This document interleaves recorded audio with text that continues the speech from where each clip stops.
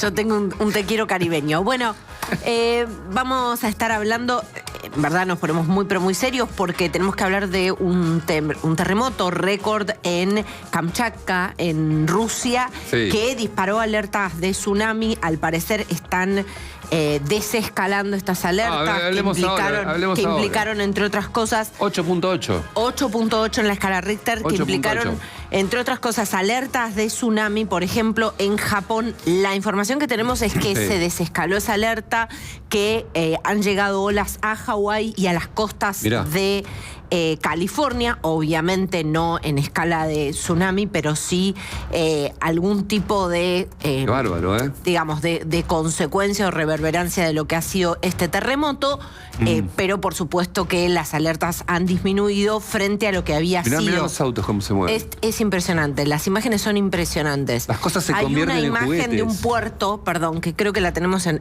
la tenemos en la apertura de Infobae. No veo bien, pero creo que la tenemos en la apertura de Infobae, que es impresionante. Mirá cómo se convierte todo en algo que no tiene el peso propio de las cosas. Digo, se convierte en juguete, en utilería todo. Absolutamente. ¿No? Han estado en un temblor, lo saben. A mí me tocó estar, me acuerdo en una clase, estaba en el secundario, estaba en una clase de computación. Sí. Y se empezaron a apagar las compus. Y yo tuve la sensación de que me estaba mareando. Pero mirá, como de que se mueve. Yo, en realidad lo que se mueve esto alrededor, pero yo tenía la sensación de haber estado mareada. Mirá, bueno, fíjate. Cómo se retira. Exactamente. Ahí ves el Hawái, hermoso Hawái. Timelapse en Hawái. Salvo cuando pasa esto. Y eso se va para adentro, como una seca parece. Y después viene se supone que viene la ola. Por eso hubo alerta de tsunami, cerca de 2 millones de personas. El llamado a la evacuación, por ejemplo, en Japón, Gonza, era para cerca de 2 millones de personas. Finalmente, repito, desescaló la alerta, pero realmente fue muy, pero muy impactante lo que sucedió en Rusia. Eso es Rusia. Exactamente. Península de Kamchatka. Kamchatka. Que el otro día hablamos con el creador de Tech, justo, que fue una nota muy comentada. Mirá Kamchatka. Ahí está, completamente cubierta por una ola descomunal. También escuché que Chile estaba evaluando, porque hay horas, ¿no?, para la llegada, que está evaluando evacuar la costa. Claro. Bueno, que es todo Chile. Es todo Chile, exactamente. Toda la costa de Chile. Que es básicamente toda la extensión del país. Bueno, es bastante pronto para determinar el grado de daño, ¿no? Pero es uno de los terremotos más potentes de los que hay registro. Y 8,8 en la escala Richter es muy 8,8, ahí les tiro una recomendación. 8,8 se llama el libro de Juan Villoro, gran cronista latinoamericano de los últimos 30 años, que lo agarra el terremoto de 2010 en Chile, en un hotel. Él estaba, porque iba a dar una conferencia del nuevo periodismo y esas cuestiones, y sale, en pijama a la calle porque lo agarra el 8.8. Fue 8.8.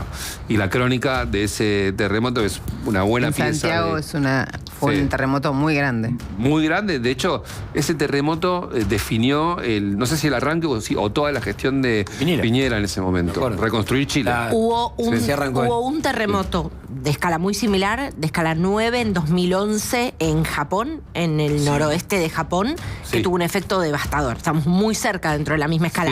Imagínense ustedes, igual los terremotos y su poder de daño tienen una relación directa con la infraestructura del lugar y la capacidad de preparación de la población y de los sistemas de alerta. Imagínense ustedes, estaban mirando el terremoto de Haití de magnitud 7,5 que destruyó prácticamente por completo Puerto Príncipe, ¿no? Ahí te das cuenta, ¿no?, de la fragilidad inicial o preexistente que un fenómeno de estas características para un país como ese es absolutamente... Santiago era una ciudad construida ya para terremoto. Absolutamente devastador. El de Japón creo que generó daños en la central de Fukuyama. Había generado unos daños en la central nuclear de Fukuyama. Bueno, el tsunami. Hubo un tsunami ahí en ese momento. No sé si exactamente. Vino de la mano. Totalmente. Exactamente. Y siempre, a mí cuando se habla de terremotos, siempre me vuelve ese misterio o ese mito o ese fantasma que es que un día va a haber un terremoto descomunal por la falla de San Andrés en California. En California, sí, obvio. Me parece alucinante la historia de que un día va a venir un tremendo terremoto que va a englutirse California. Ojo, no es un mito eso, ¿eh? Bueno, ves, ahí está. Es que esa discusión, digamos, que está la falla de San Andrés, y que un día se van a acomodar las placas tectónicas y va a pasar algo, que el puente de Golden Gate va a caer y bueno...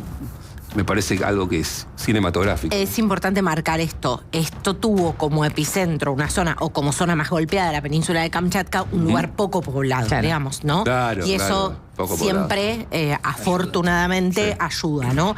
Sí. Marco que el epicentro fue a unos 20,7 kilómetros...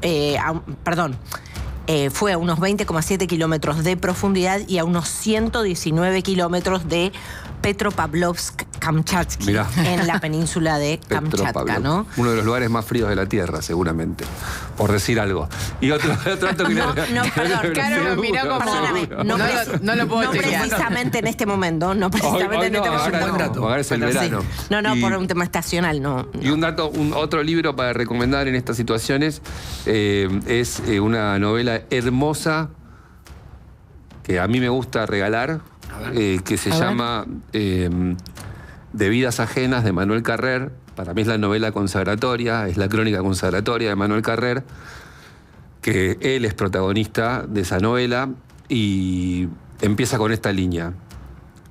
La noche anterior al tsunami, mi mujer y yo habíamos decidido separarnos. Claro, se iban a separar al día siguiente, pero vino el tsunami y se los llevó puestos. Entonces, todo el primer tramo de la novela, que es una crónica sobre la justicia y el amor, todo el primer tramo de la novela es que no se encuentran ellos dos, que tienen que encontrarse, porque habían acordado separarse.